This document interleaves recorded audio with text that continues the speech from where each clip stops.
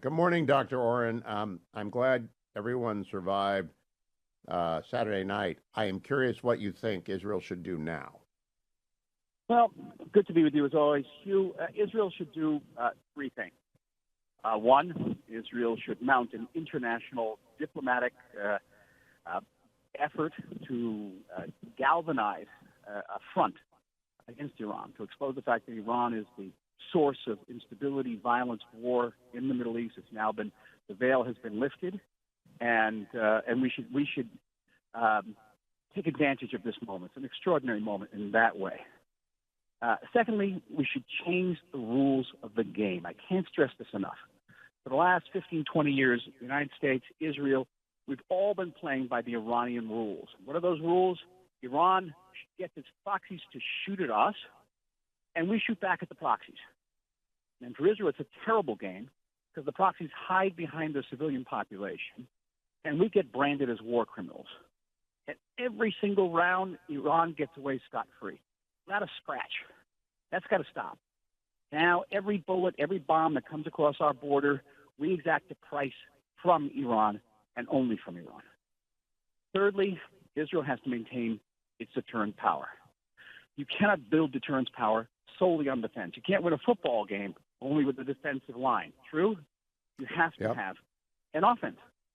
And every country in the world has to understand that if they're going to fire 350 projectiles at us, and if even one of them had gotten through, it could have killed thousands of people.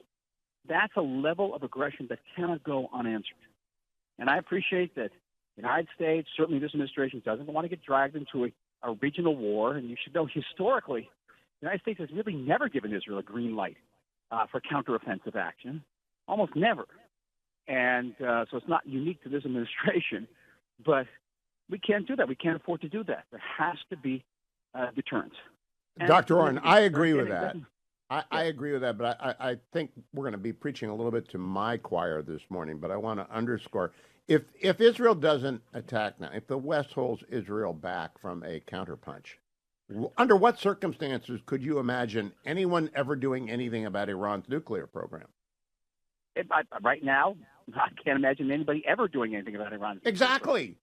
program. I can't. So Israel has to act. And by the way, the nuclear program is certainly in the bank of targets here. And the question is, our capabilities, can we do the same things the United States have? I don't want to get into too much details, but I'll tell you just right off the bat, Israel does not have strategic bombers. The United States does. And that doesn't mean we don't have capabilities. But nothing should be off the table. Nothing, Hugh. All right. I've got to ask you for how you understand the perspective of other people. I'm going to ask everyone the same sort of questions today. O'Brien's coming on, Robert O'Brien, Shazner. First question, how is Sinwar in his tunnel viewing all this, the last 48, 72 hours? He's not happy. He's not happy. He's taking the focus off of him. And one of the things I think that Israel should do is at the same time that we're dealing with Iran, we should deal with Rafah and get it over with, Rafah, get it over with. And and people are afraid of losing international sympathy. International sympathy is good for about 3 hours in any case. And what about Nasrallah? What is Nasrallah thinking about this? Oh, he's thinking about, am I going to get dragged into this or not? And he might.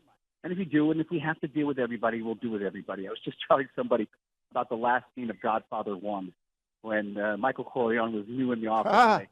The bad guy just knocked off his father, knocked off his brother. And what did he do?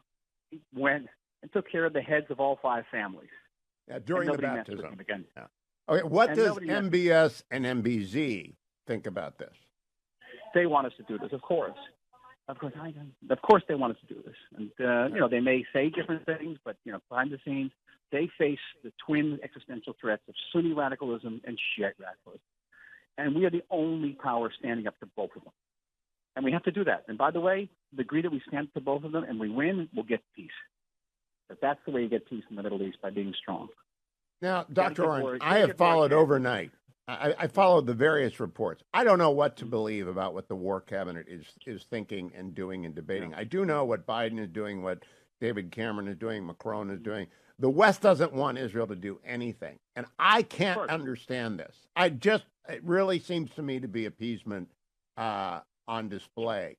What is there possibly a back channel saying we have to say this, but go ahead and do what you need to do? Be nice if they did that, but I don't think that's going to happen. And it hasn't happened historically, not just with this administration. And again, election year and all that. And you're also dealing, you can read the article I think I sent you that was in the Free Press today about. Yes, I did. Appeasement. I put it out there. And it didn't start yesterday. And so you have a deeply ingrained mentality that still thinks there's hope of some type of rapprochement. Dr. Oren, I spent yesterday rereading Daniel Gordis's book, Israel, A Concise History of a Nation Reborn, and I was struck by the Ben-Gurion decision to build nuclear capability because Israel was meant to end Jewish vulnerability, whatever that would take. We have never seen Jewish vulnerability on display the way we saw it last night, not since 1973 at least. Do you think the West gets that? Well, we get that. The West is not going to get that. And we're going to get that. And that's important that we understand what we need to do in order to defend ourselves, defend our sovereignty. And yes, the IDF had an extraordinary accomplishment the other night, and really, truly historical, along with the United States, along with Jordanians, along with the French and the British. It's all great. But I just reiterate, a defense does not equal deterrence. And I agree with that. The Iranians may feel tremendously humiliated. You know, they heard about the pictures of the Texas fire, right? Yep. They pretending that they hit something. Yep. Yeah, they picture of a Texas forest fire. Yeah. And they may feel humiliated. My guess is the Iranians are going to try something again. And if I were in their place, I would do something again because, you know, you can't keep these things secret from the population for very long. And everyone's going to say, you guys failed. You guys are weak. And let's see. Yeah. Okay. A great. I have to go on an Israeli. You betcha. You betcha, Dr. Oren. Thank you so much. Bye-bye. Thank you. Have a